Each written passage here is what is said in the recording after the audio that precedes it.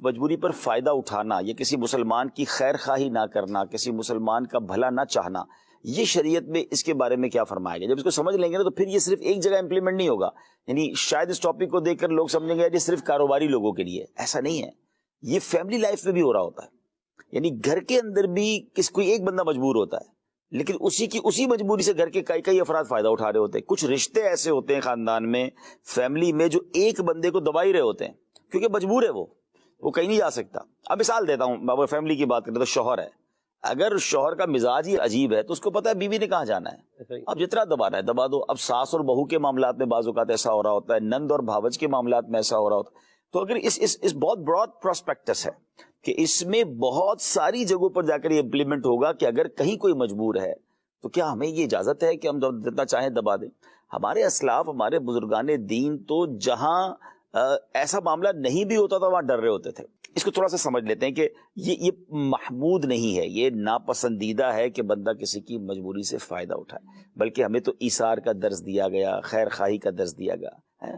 خیر الناس من ينفع الناس، لوگوں میں بہترین یا اچھا وہ ہے جو دوسرے لوگوں کے لیے فائدہ مند ہو.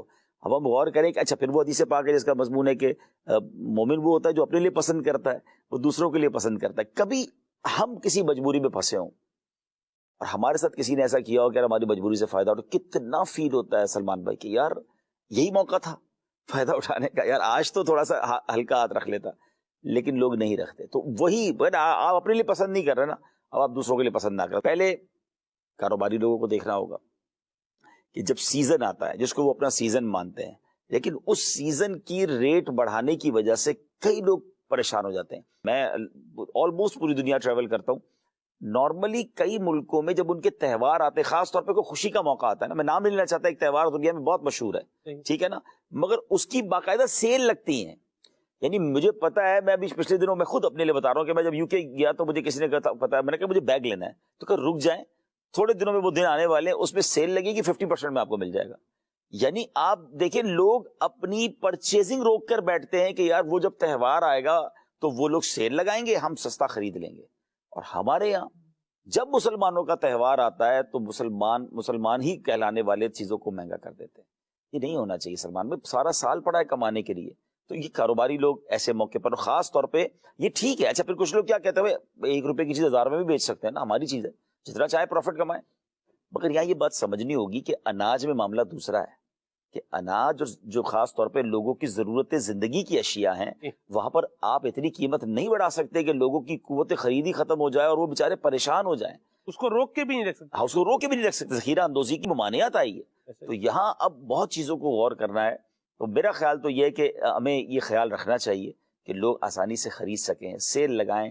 کہتے ہیں کچھ موقع آتے ہیں ثواب کمانے کے، نوٹ کمانے کے نہیں آتے. میں اس پورے موضوع کو ہے نا بہت ڈیپلی میں نے دیکھا سلمان بھائی کووڈ کے زمانے میں.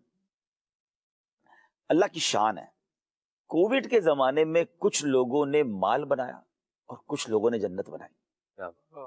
کچھ لوگ مجبوری سے فائدہ اٹھانے کے لیے سے میدان میں آئے اور کچھ لوگوں نے اسی مجبوری میں لوگوں کی مدد کر کے جنت کما لی. یعنی اناج انبلیویبل مہنگا ہوا تھا. کمال ہے کہ بھائی کیونکہ لوگوں کو بانٹنا تھا. اب یعنی لوگوں نے اناج بڑھایا. ماسک جو 2 روپے کا نہیں بکتا تھا، روپے کا نہیں بکتا تھا، اب جناب آپ کو تو زیادہ بکنے لگا، سستا کر دیں بھائی. اس کو جناب 10 روپے کا، 20 روپے کا، کئی موقع پہ مہنگا 50 روپے. اچھا پھر اس کے بعد جناب حالانکہ کاسٹ 2 روپے 3 روپے سے، ہاں معمولی سی کاسٹ. اچھا اس کے بعد آپ آ جائیں سینیٹائزر، اس کے بعد آپ آ جائیں، اب جتنی چیزیں کووڈ سے جڑتی گئیں، ڈاکٹر کسی نے کہا یہ کھانے میں فائدہ ہے کووڈ میں، وہ اس کی ریٹ بڑھا دیے. یار یہ تو جان بچانے کا ٹائم تھا، آپ کو تو خزانوں کے منہ کھولنے چاہیے تھے کہ لوگوں کی جانیں بچ رہی. اچھا مزے کی بات پتہ کیا تھی، اسی دوران جو ماس 50 روپے کا آپ نے کہا نا بک گیا، لوگ خرید کر اسے بانٹ رہے تھے. اناج مہنگا کر دیا اور کچھ لوگ اسی مہنگے اناج کو خرید کر لوگوں کو بانٹ رہے تھے. یعنی میں دیکھ رہا تھا کہ 2 طبقے میدان میں آ گئے. کسی نے کہا جناب یہ وقت ہے تجوری بھرنے کا، اور کسی نے کہا یہ وقت تجوری کھولنے کا ہے. تو یہ جو ہے نا چیز سمجھنے والی تھی کہ یار یہ تو ٹائم تھا مسلمانوں کی مدد کرنے کا. یعنی ماشاءاللہ کچھ لوگوں کا تو جذبہ تھا کہ یار کسی طرح لوگوں کی مدد ہو جائے. سبحان اللہ. تو کاش یہ بات سمجھ آ جائے.